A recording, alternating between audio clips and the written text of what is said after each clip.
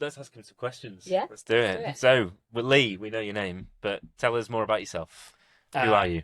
yeah, so I'm Lee Chambers, founder of Essentialise UK and Essentialise, a workplace wellbeing company. So very much focused on inclusive wellbeing, looking at wellbeing, the wellbeing of women, Hmm. looking at the wellbeing of marginalised groups, Hmm. culturally sensitive therapies, neurodiversity, and where it intersects with wellbeing, and Male Allies looks at the concept of allyship, how it ties into leadership competencies, and how I suppose allyship presents something that can get diverse teams working together more effectively Yeah. and actually create better outcomes for lots of different things, products, services, and the way that businesses operate. Nice one. And you were chairing a stream today, were you? Is that right? Yeah, so I was chairing the Evolve stream, which was Okay. looking at what happens after you've embedded your wellbeing strategy. What's next? So we're looking at aspects around psychological safety, disability, and where it intersects with wellbeing, and looking at some of those, more meaty challenges when it comes to, yeah, you've started wellbeing, but what challenges might you face along the way? Mm. Yeah. Can you explain a little bit more about what you mean by allies? So, allyship as a concept is around how we can support people who fundamentally have had a different lived experience to us. So, that can look like a whole range of different things. It can look at maybe gender. So, we do a lot around getting men to engage in inclusion, which hasn't always traditionally felt like something that men have a part in, have something to gain from, or have had a focus placed on them. But allyship in itself traces back to the old French word alliger, which means to unite, to combine, and to come together. So a lot of our work is how we actually get people who have different lived experiences, have, quite wide and polar identities to actually sit and listen to each other's lived experiences so they can understand how they can work together more effectively and how actually that difference, when combined in an effective way, actually can amplify not only each other's acceptance and understanding of how to be with each other more effectively as a team, Mm. but actually get people to start to think about some of the things that they haven't been through and make people that bit more curious to have conversations and get to know people that bit deeper. Yeah. I'm going to go straight in with the hard questions. What's the difference between allyship and performative allyship? There we go, straight in there, Matt. So, yeah, for me, allyship in itself is quite an interesting concept Mm. because it can be quite easy to use words and say you're an ally. Mm. Sometimes people feel if they've done a few actions to support one particular group, that's it, they get the badge. I'm an ally now. Yeah. The truth is, some people use allyship as a way to feel good about themselves, Mm. that they're attaching to a social cause, Mm. and it can almost tie into their idea that actually I am helping others, because we all have an innate desire to make a difference. Mm. Truth be told, performative allyship is when it's really for you Mm. and it's a performance. You're not actually changing the systems and structures which make the world fundamentally unfair. And the opposite of performative allyship is productive allyship, where you're actually taking everyday actions to make a difference, where you're continuing to learn and not center yourself, but actually think about the lived experience of other people and how you can amplify them, Yeah. and really being able to actually realize that it takes curiosity to continue to learn. You're never going to be an expert in other people's lived experiences, but there is a unique aspect of your privilege that you can use to change systems that exist within business and wider society to actually make it more equitable for others. So, it needs to actually be actions, Yeah. not just words. Yeah. Can I ask, can I go in? Yeah, yes. Do you think to do this requires a certain skill set? Definitely requires empathy, right? But some people don't really have that. Like, it's not their fault that they don't have access to empathy. How do those people engage in this? Yeah, great question. So quite often, when we're helping people to start to kind of understand this, there needs to be some kind of driver, something they can attach to, something that's actually relevant to them. Sometimes that'll be becoming a more effective leader, Yeah. and actually then tying empathy as a skill into being able to lead more effectively in the future, whether that's leading different generations, whether that's leading, teams globally. But it ties it into that personal and professional development aspect, which can make it more appealing to men who are generally more driven by that. Obviously, we also get people to think about how do you actually tie this into empathy for someone that you know? Mm. Because, again, a lot of the work I do is around getting men to engage in this who historically have not really had to probably protest for rights in their lifetime, or had to, fight for as many things as other groups might have. But that fundamental aspect of, you probably have a partner or a mother, maybe a daughter, someone in your family or a friend that is a woman who you're close to. How can you tap into the empathy from that, but actually move to thinking and using that empathy for people that you don't know? Because another thing around allyship is, if you're going to do it properly, you're actually not doing it necessarily for a single person. You're actually doing it for a whole group of people to remove some of the barriers that they have. Yeah. And it starts to become, not just, allyship isn't just a bloodline thing. It's actually about thinking about the systems and structures that exist around you, and how you can actually actively make a difference, usually with other people, to actually challenge those. Yeah. And what do you think the direction of travel is with workplaces in particular? So I feel like a bit of a theme of today has been, I shouldn't say this, but the fact that well-being, unfortunately, in many ways is going in the direction that we don't want it to be in terms of individual outcomes. And this whole event is about how do we arrest that and have a positive impact. And we've heard some really positive stories. How do you feel about allyship and that whole piece? Do you feel it's moving in the right direction? Do you feel there are major roadblocks still to overcome? Well, I think you know this, Matt, but fundamentally evidence-based practice is lacking in all these areas, which does become detrimental when we actually start to look at what's effective and what's got efficacy. And when people come actually asking for that and want to see what the output and outcomes are.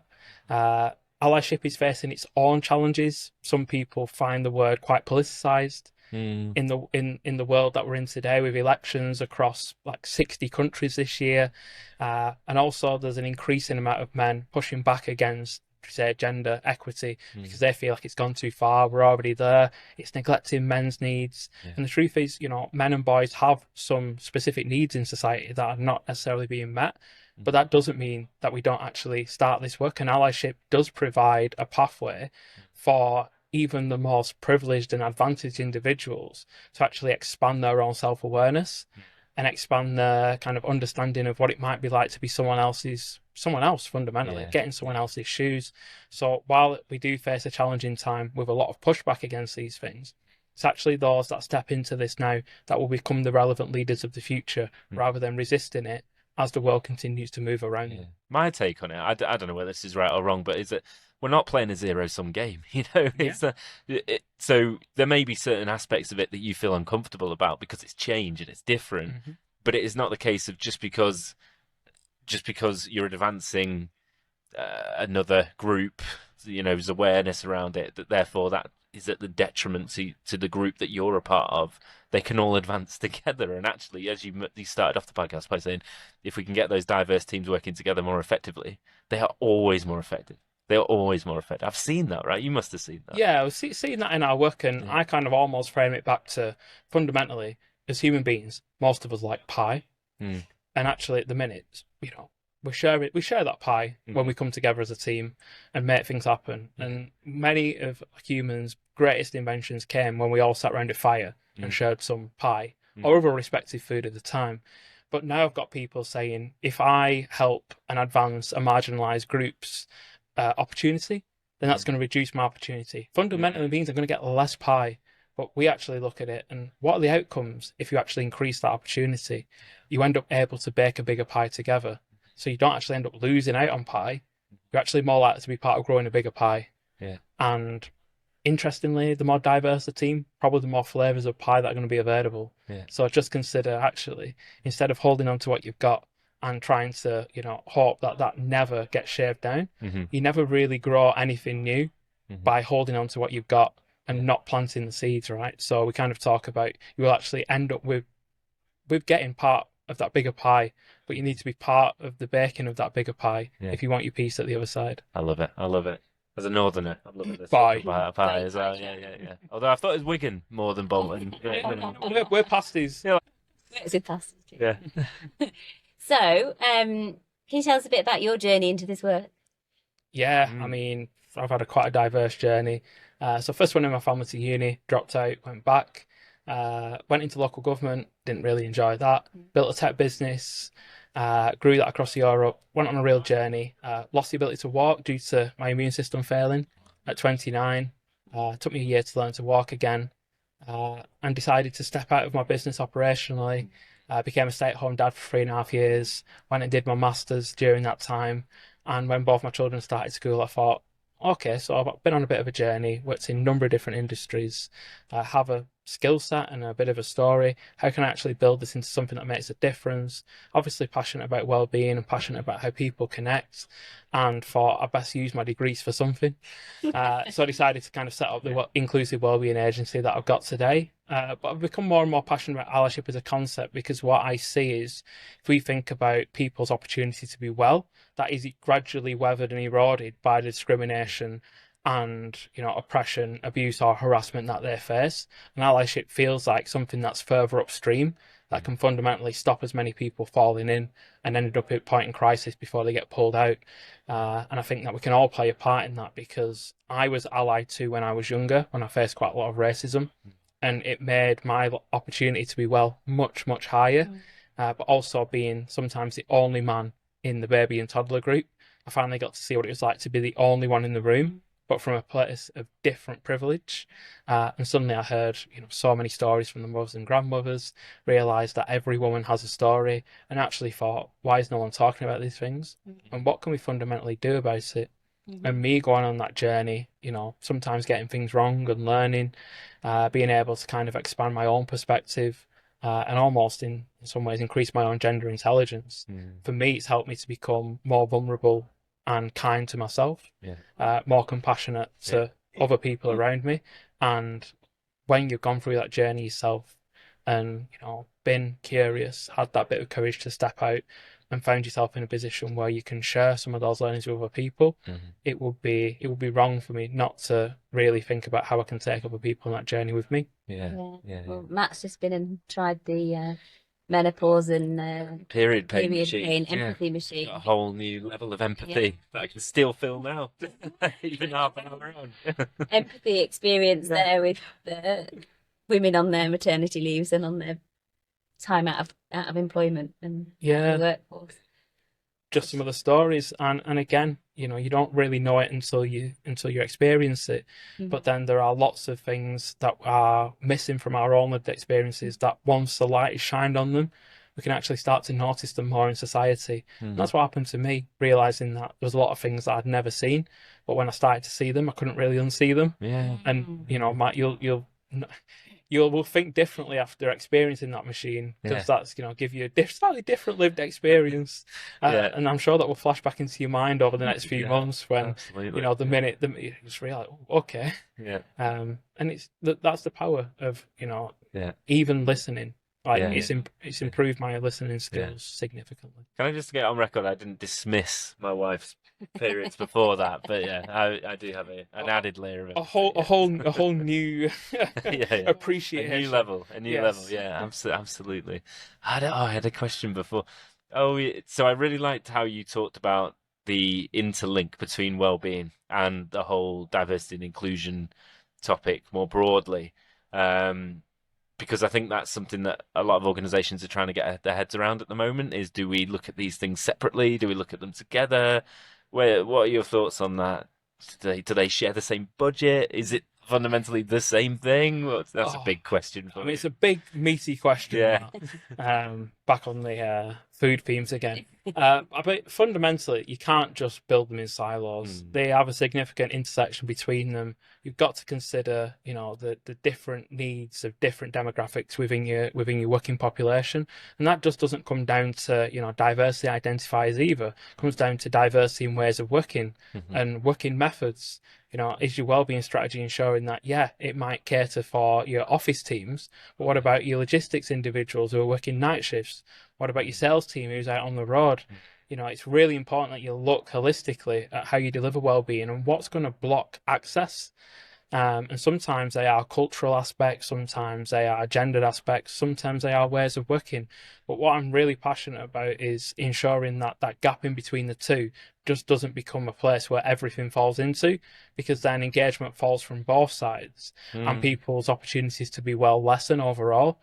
Obviously, work itself has to fundamentally be a net positive for individuals, and has to try and look at how it, makes harm as minimal as possible. And if well-being is fundamentally about how we protect people from a psychosocial perspective, it's also protecting them from discrimination, harassment in the workplace. So it has to look at, actually, sometimes well-being can be seen as very additive, but can you actually reduce the discrimination that people face? Can you reduce the workload overwhelm they face? Because quite often, when we actually look at what well-being can be amplified as an outcome in the workplace, it's actually about what we reduced rather than what we add. And a slightly different way of thinking about it. Yeah, absolutely. Yeah.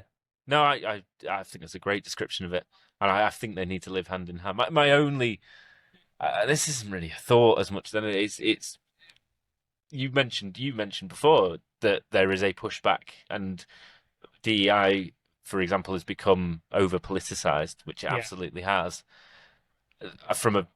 I guess from a purely selfish perspective, working in wellbeing, sometimes there are times where I'm like, I don't want some of that negative press to rub off on wellbeing. But again, it comes back to that zero-sum game piece. It's like, well, no, but we should just improve it. I think they both need their own entity to collaborate effectively, because wellbeing can be over medicalized or it can be over socialized. Whereas DEI can be over politicized, or again, like delivered in a very like non-person centric way. So I think they need to, because when they are woven so closely together, they're slightly, even though they're both fundamentally culture and transformation pieces, there's differences in skills that are needed between the two, and differences in knowledge. And I think having them too close together means that the resource also gets clumped together, and that can be disempowering for the individual or the small team who's left delivering all of that, because there's a lot of expanse. Absolutely. When you consider, all those entities, both holistic well-being and all the aspects of DEI together. So my kind of best practice for most organisations would be to have separate entities, but as part of the same team. So there's that collaboration there. They're interlinking each other's strategies, but they actually have the ability to work with a level of independence and autonomy. So, if one gets challenged significantly, like DEI is in America, that it doesn't impact the ability for the other to, retain budget and keep delivering, because these things need to be sustainable. And they need that bit of separation so they can sustain. Fair, And board level representation, advocate of that? I mean, do we want chief wellbeing officers and chief ally officers? What do you think? I mean, the truth is, this isn't the bastion of one individual or one individual team. These are skill sets and important things that need to be embedded and woven into every other business function. So while there does need to be, in my opinion, resource positions to ensure that that happens, it's not those individuals in the resource position who are truly responsible. These things need to be embedded by management. They need to be role modeled by leadership. They need to be kind of part of how an organization kind of interacts with the outside world and internally. So for me, sometimes for really, really big global organizations, maybe there is something there for that resource person to ensure that there is wisdom across territories and sharing of best practice. Because some organizations, there are hundreds of thousands of people across Asia Pacific, Americas, and EMEA, and having someone in that position helps to knit it all together. But I sometimes look at that and think, the voice in the boardroom needs to be a voice in the boardroom to continue to get it going against commercial imperatives, which many C-suite executives, that's their fundamental KPI and outcome. But to have one person who's kind of planted there and it's your job to continue to move it forward, it does need to be a more collective effort than one individual in the boardroom or one small team who literally are expected to embed this across a whole multifaceted organisation. Easy. It's never easy, right? Matt. And it would, if it was easy, we'd all do it naturally, and it wouldn't be very meaningful. Yeah, that's true. Yeah, I often say in some of the sessions that I run around well-being and all the rest of it, whether it's for an individual or an organisation, I'll start by saying, look, I'd love to give you the answer. I'd love to say, just do these 3 things, and suddenly everything's solved. But unfortunately, that doesn't exist. But it doesn't mean that we don't try and try and figure those things out. And I frame that as creativity. And you talked about the willingness to get things wrong, and that's creativity, right?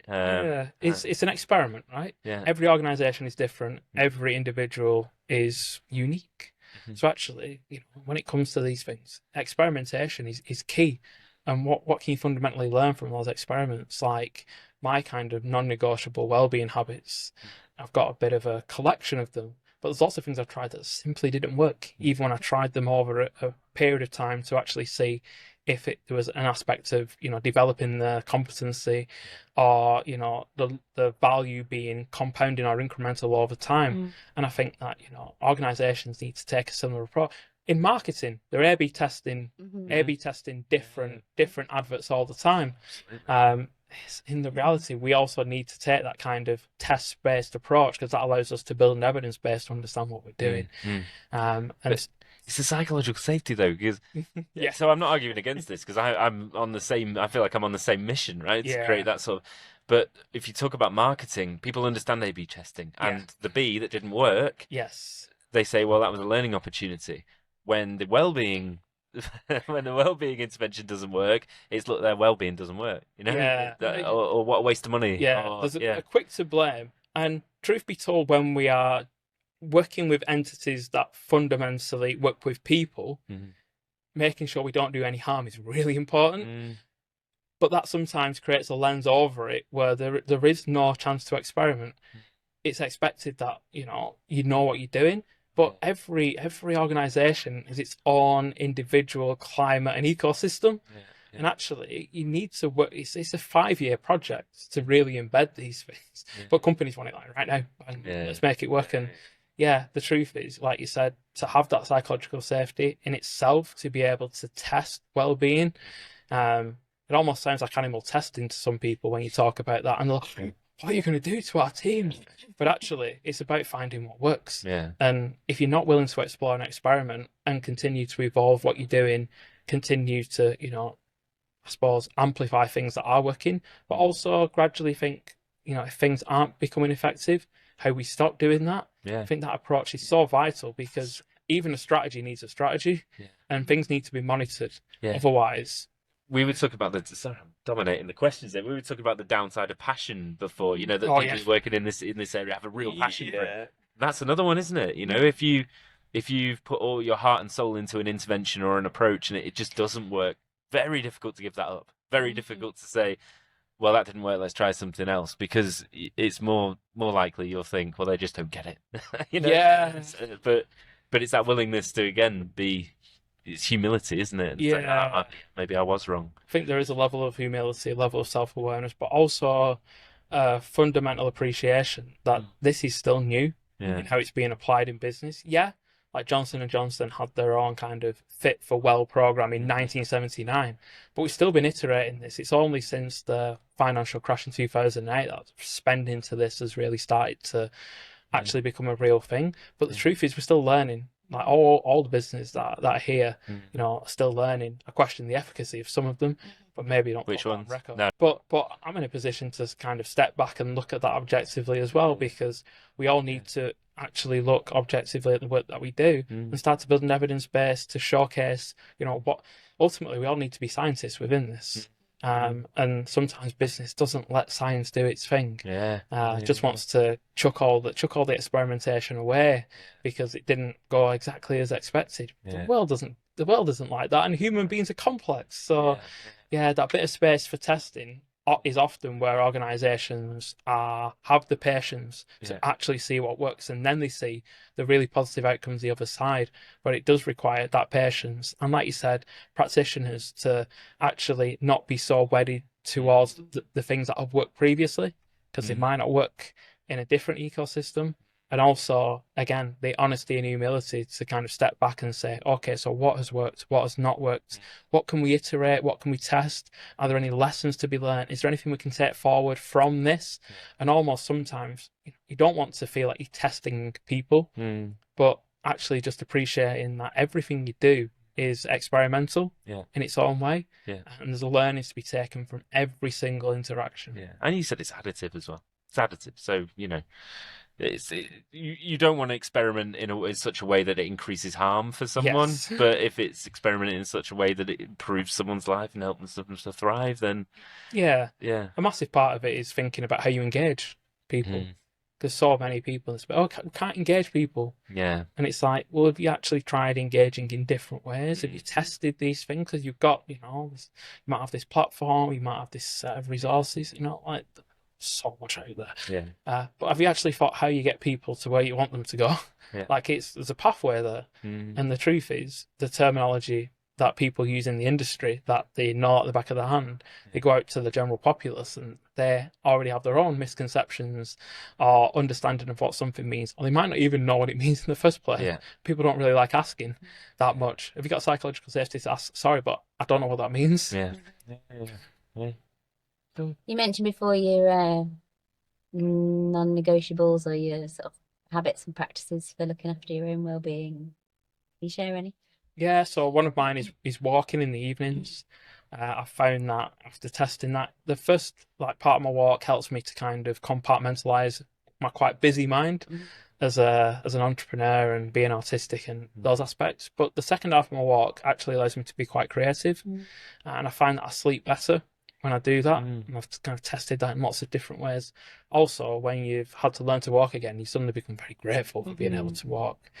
I kind of eat from a nutrition perspective based on an 80-20 principle.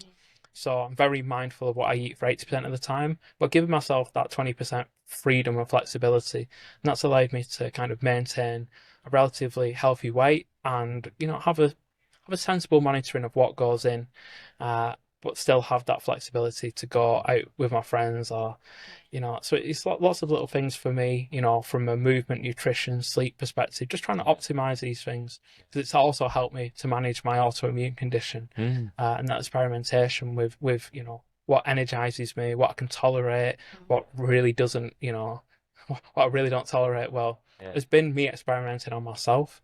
And I think that when we get curiosity, that as a human being, we're probably the biggest experiment we'll ever undertake. It actually allows you to start to think, what things work for me? What doesn't work for me? And I kind of take that same approach that I used on myself into the business world, where knowing that things might have worked previously, might not work for organizations, and things that are spouted quite often online as the gold, silver bullet, the golden nugget. There's always a wider story beyond what people, because like you said, passion, especially when it's been something that's made a big difference for you, can be quite dangerous because you become evangelical about that amazing solution that then doesn't work for 90% of the population because we're all so often very unique. Yeah. Good point. Amazing. Great point. A good place to finish up. I don't know if there was any final thing that you wanted to get off your chest before you left the pod, or what I'd say is I'm always questioning and prodding at things. You generally find me on LinkedIn doing that. So yeah, if you want even more insights or questions or curiosity, you can come and follow me on there. Amazing. Well, we'll add that into your contact details into the notes. Thank you so much. Thank you. Super. For Thank your you. time. That was really good of you. Nice to chat.